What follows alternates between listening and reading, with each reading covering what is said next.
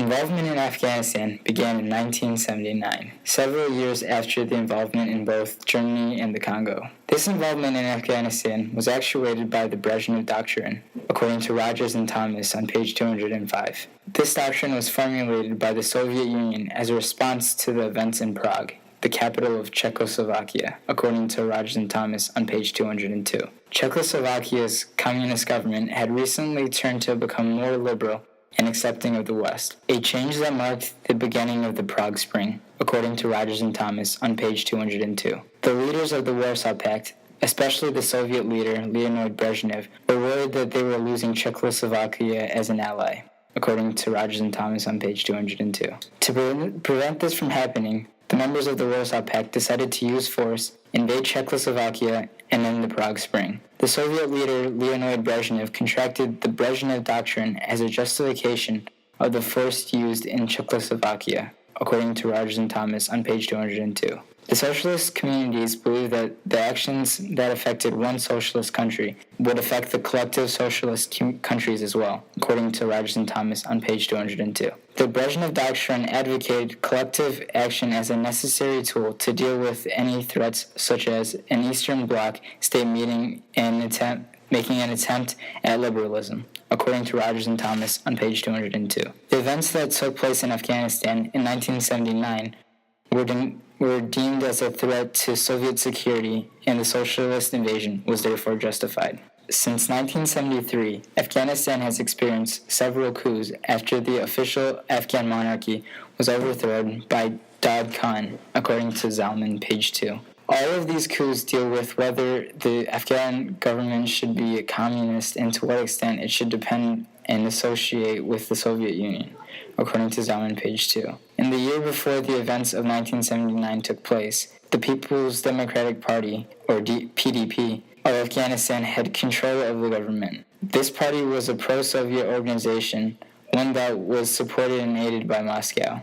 However, the fundamentalist Muslim groups and factions within the PDP resisted the new government's social and economic policies, according to Rogers and Thomas on page 205. One of these factions was led by Hafizullah Amin, and it seized power due to the coup in September 1979, according to Rogers and Thomas on page 205. Amin's government still depended on the Soviet aid, for there was continued instability in the country due to Amin's disregard of Muslim tradition within the nation, promotion of Western ways, and advocacy for less religious influence in the country, according to Guide to Russia. This caused the Afghan Muslims to join the Mujahideen, a guerrilla force that declared a jihad, a Muslim holy war against the supporters of Amin, according to Guide to Russia. And although Amin was receiving Soviet aid, there was a strain on the relationship between Amin and the Soviets, causing Amin to initiate contact through the CIA with the U.S. government, according to Rogers and Thomas on page 205. This marked the beginning of what the supposed threat was to Soviet security. The Soviets felt that they had no other choice but to intervene militarily and replace Amin with a pro-Soviet leader, Babur Kemal, according to Rogers and Thomas on page 205. There was a controversy as to the exact reasons why the Soviet intervened in Afghanistan. The Soviets themselves claimed that Amin's government had invited them to help support a legitimate government and to stop the Mujahideen, who the Soviets saw as a terrorist group, according to Guide to Russia. Other official Soviet reasons were to support the Afghan revolution and prevent Afghanistan from turning into Shah's Iran. Soviets also stated that it was necessary to prevent a bloody war, and the U.S. military involvement would have certainly followed in Afghanistan. Lastly, the USSR also claimed that it was their duty as a superpower to enact such decisions. In addition, the Soviets unofficially felt that intervening in Afghanistan would not ruin U.S. relations any more than they already were, according to Rogers and Thomas on page 206. Furthermore, the U.S.'s light response to the Soviet invasion of Czechoslovakia encouraged the Soviets to invade Afghanistan, according to Rogers and Thomas on page 206. However, the Amin government was replaced by the Kemal government, and Soviet support was provided to the people of Afghanistan. Afghan instability only overgrew. The Soviet Union sent 85,000 Russian soldiers to fight the Mujahideen and support the Kemal government, according to Guide to Russia. Nevertheless, the Mujahideen's vast number, along with their extensive knowledge of the land and weather conditions, resulted in their control of 75% of Afghanistan, according to Guide to Russia. This war in Afghanistan showed the world how poor and weak the Soviet Union's military truly was, according to Guide to Russia. The Mujahideen was not the only match for the Soviet Union, for the U.S. intervened as well. The U.S. did not see this invasion as the Soviet Union maintaining peace or control in their already existing sphere of influence, but as a proof of Soviet expansionism,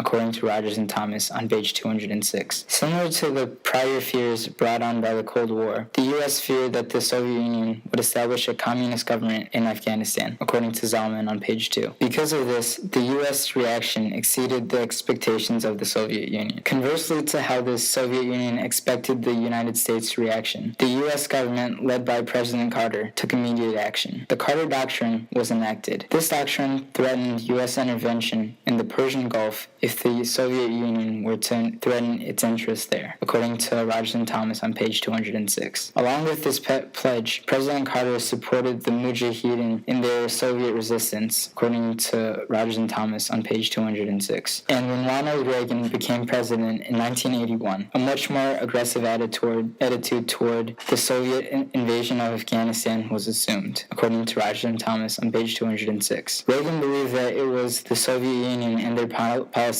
that were the cause of the instability in Afghanistan and not the Arab-Israeli conflict, according to Guide to Russia. Reagan therefore felt that it was the United States' duty to support the Afghan rebels, although no direct U.S. force were provided, according to Guide to Russia. President Reagan increased support and sent U.S. supplies to the Mujahideen and their Afghan allies in the mid-1980s, according to Rogers and Thomas on page 206. By the end, more than 1 million Afghans and 250,000 Red soldiers had died during the war in Afghanistan, according to Rogers and Thomas on page 207. Along with this, the Soviet Union spent $8 billion per annum on the war in Afghanistan, according to Rogers and Thomas on page 207. With the Soviets' new leader, Mikhail Gorbachev, the Soviet Union embraced a new foreign policy, according to Rogers and Thomas on page 207. The Soviet Union would no longer employ their wealth to support the cause of world communions, according to Rogers and Thomas on page 207. Instead, the Soviet Union would spend their money on domestic reforms. Accordingly, Mikhail Gorbachev announced the Soviet Union's intention to pull out of Afghanistan in February 1988, and by the next year, the Soviet Union had completely withdrawn from Afghanistan, according to Rogers and Thomas on page 207. In the end, all that was achieved was the complete control the Mujahideen now possessed over the nation, according to Guide to Russia. And although the Soviet Union ended up pulling out of Afghanistan, the invasion further revealed the extent to which the Soviet Union's strong desire for expansionism was consuming both their foreign and domestic policies. This proved to the United States how dear it was for the Soviet Union to be stopped. The war in Afghanistan was another battleground for the Cold War, a battleground that only resulted in increasing the tensions and diminishing any possibility for a détente. At the time, this war in Afghanistan was a key example that was especially used by the United States to justify the continued Cold War. The post-revisionist view, however, opposed the traditional view of the United States. This school of thought suggests that the Soviet Union was only acting defensively to what they perceived to be a threat to Soviet security. Furthermore, the Soviet Union saw